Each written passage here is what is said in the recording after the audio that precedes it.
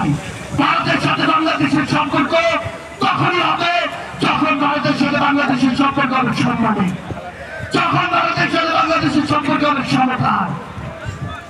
কিন্তু ওই ভারত বিগত 16 বছরে দেশের সাথে দলের যে সম্পর্ক করেছিল, ভারতের সাথে আওয়ামী লীগের যে সম্পর্ক করেছিল, সেই সম্পর্ক যদি আগামীতে তারা স্বপ্ন দেখে, সেই সম্পর্ক এই বাংলাদেশে আর কোনদিন সফল হবে না।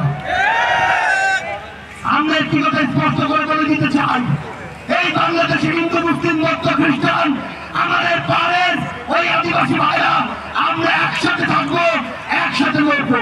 কিন্তু কোন ধর্মের নাম করে, কোন জাতির নাম করে কেউ যদি আমাদের মধ্যে বিন্দু মাত্র কোন উগ্রবাদী চিন্তাধারা, উগ্রবাদী চক্রান্ত করার চেষ্টা করে, সকল ধর্মের যোদ্ধারা আমরা একসাথে তাদেরকে প্রতিহত করবো।